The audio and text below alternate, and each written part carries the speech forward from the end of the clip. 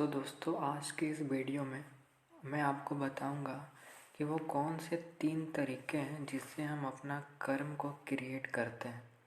और दूसरा बात मैं वो आपको ये बताने वाला हूँ कि जितने भी 9 ग्रह हैं उनके कौन कौन से गुड और बैड कर्म होते हैं। आज हम ये सब डिस्कस करने वाले हैं, तो हम स्टार्ट करते हैं।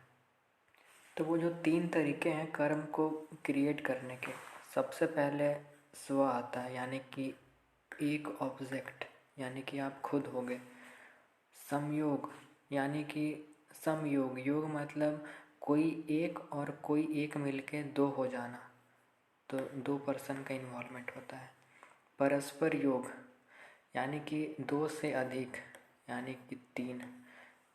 अब इसको अच्छे से एक एक करके एग्जाम्पल के द्वारा हम समझते हैं। अब स्वकर्म क्या होता है? 3 तरीके से हम लोग कर्म को क्रिएट करते हैं। पहला है स्वकर्म। स्वकर्म यानी कि खुद से हम जो भी कर्म करते हैं। फॉर एग्ज़ाम्पल, कुछ अच्छा एग्ज़ाम्पल लेते हैं, लड़का लड़की के एग्ज़ाम्पल लेते हैं। चलो, एक गर्ल है, ठीक है, तो ये अपना स्वकर्म क्या करेगी? सपोज़ करो कि इस लड़की ने लव या प्रपोज किया किसी को, अपना इमोशन को बेसिकली एक्सप्रेस किया, अपने फीलिंग को। किससे? बॉय को। यहाँ पर स्व यानी कि ये कर रही है, ठीक है, इसका यहाँ पर कोई रोल नहीं है काम में, तो इसका ये कर्म क्या होगा? स्वकर्म होगा कि इसने कर्म किया, इसने कुछ रिस्पॉन्स ही दे दिया, इसका कोई रिएक्शन ही नहीं था। तो यहाँ पर स्वकर्म होगा सिर्फ एक व्यक्ति का, यहाँ पर एक व्यक्ति ही सिर्फ इन्वॉल्व होगा। अब नेक्स्ट हम बात करते हैं। अब हम संयोग देखते हैं कि इसमें कैसे 2 व्यक्तियों का इन्वॉल्वमेंट होता है, योग होता है। सेम फिर से इसने कर्म किया, इसने लव एक्सप्रेस किया अपना। अब इसमें ये क्या करेगा? ये भी उसको एक्सेप्ट कर लेगा, ये उसके एक्सेप्ट कर लेगा। तो यहाँ पर दोनों का सहमति योग हो चुका है, ठीक है, तो इसको हम बोलेंगे समयोग। दोनों में कोई कलह नहीं है, दोनों का कर्म एक्सेप्टेड है, ठीक है। अब आगे बढ़ते हैं। अब तीसरा है परस्पर योग। इसमें क्या होता है? सेम उसी को आगे बढ़ते हैं उसमें। अब 3 लोगों का इन्वॉल्वमेंट कैसे हो जाता है परस्पर योग में? गर्ल ने इसको लव का प्रपोजल दिया, पहले में कुछ नहीं हुआ, उसका स्व था। सेकेंड में उसको एक्सेप्ट कर ली, दोनों का मतलब योग हो गया, समयोग हो गया। तीसरा में परस्पर योग में एक्सेप्ट लव तो यहाँ तक हो गया, पर ये चाहती है कि अब ये बॉय इसे शादी कर ले। बॉय नहीं चाहता है, तो ये लड़के को लेकर फरार हो गई शादी कराने के लिए, और उस मैरिज को उसके मामा ने अंजाम किया। मतलब मामा बाहरी तौर से इस मैरिज को होने में सहायक हुए, क्योंकि इसके जो मामा थे वो गर्ल को सपोर्ट कर रहे थे और गर्ल लड़के को लेकर फरार हो गई और मैरिज इनका डन हो गया।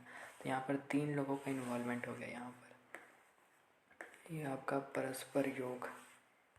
अब सबसे पहले वीडियो में आप लोगों ने देखा था कि हम कर्म जो है वो माइंड से, बॉडी से और सोल से करते हैं, मानसिक, शारीरिक और वाचिक। तो अब मानसिक भी स्व होता है, अभी हमने देखा स्व क्या होता है, और मानसिक संयोग भी होता है और मानसिक परस्पर योग भी होता है। तो उसी तरीके से शारीरिक का भी सेम होगा और वाचिक का भी सेम होगा। तो 3 का ग्रुप बना, तो हमारे पास कुल जो संख्या आ गई वो 9 आ गई। और हमारे ज्योतिष में मतलब एस्ट्रोलॉजी में 9 प्लैनेट्स हैं, यहीं से प्लैनेट्स का इन्वॉल्वमेंट होता है। और अब हम बात करने वाले हैं प्लैनेट्स के कौन कौन से गुड कर्म और बैड कर्म हैं। तो अब जो 9 प्लैनेट्स है उसको अब एक एक करके देखते हैं। रवि का जो गुड कर्म हुआ है वो हेल्पिंग द सिक, यानी कि जो बीमार है उनको हेल्प करना, वो रवि का काम होता है।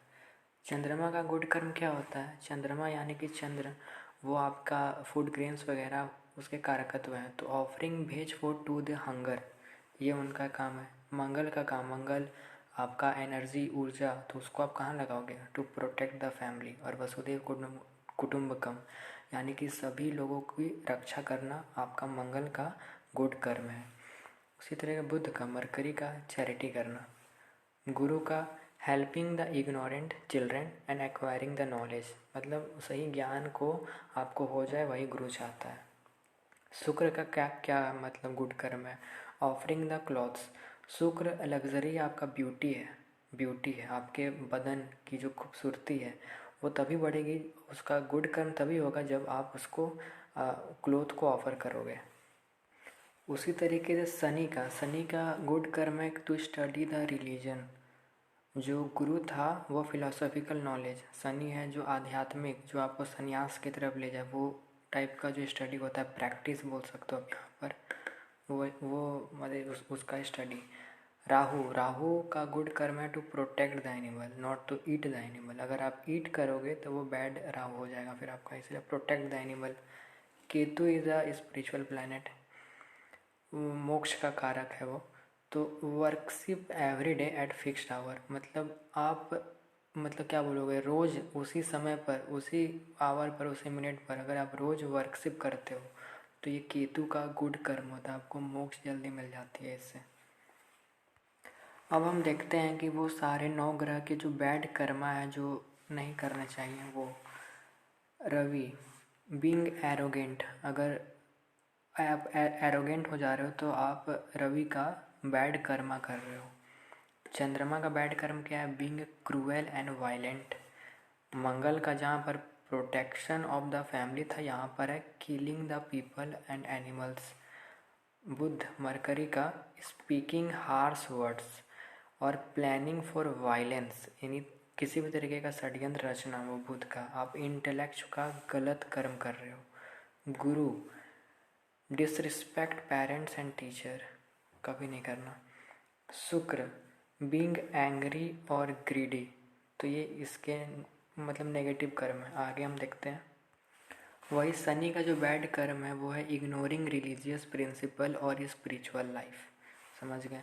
राहु का बैड कर्म है वो बीइंग डिसेप्टिव। वहीं केतु का है अवॉइडिंग ड्यूटीज़, जो भी आपका कर्तव्य है, जो भी आपका कर्म है, जो भी आपका ड्यूटी है उसको अवॉइड नहीं करना है, नहीं तो केतु भाई आपका ख़राब हो जाएगा फिर। तो ये बेसिक था, आई होप आपको क्लियर हुआ है। तो आई होप आपको कर्मा थ्योरी समझ में आ गया होगा। मुझे लगता है कि आप लोगों को इतना तो बेसिक जानकारी होना ही चाहिए अगर एस्ट्रोलॉजी स्टार्ट कर रहे हो या एस्ट्रोलॉजी में आप कुछ ना कुछ करते हो तो, या स्पिरिचुअल लाइफ अगर आपका है तो। देखो, तो हम लोगों ने शॉर्ट में अगर समझो तो जो राशि है, जो प्लैनेट्स हैं, ये पहले नहीं आए थे, सबसे पहले आपका कर्म आया था। क्योंकि कर्म ही ऐसा था, जैसे प्रारब्ध में आपने देखा कि दृढ़ अदृढ़, तो उसी हिसाब से वो राशि बना, राशि का डिवीजन हुआ। और उसी तरीके से कर्म के इतने सारे प्रकार थे, टाइप्स थे, तो उसी हिसाब से प्लैनेट्स का भी नामकरण और उस हिसाब से उसका कर्म जो था वो डिसाइड हुआ। ठीक है, थैंक्स।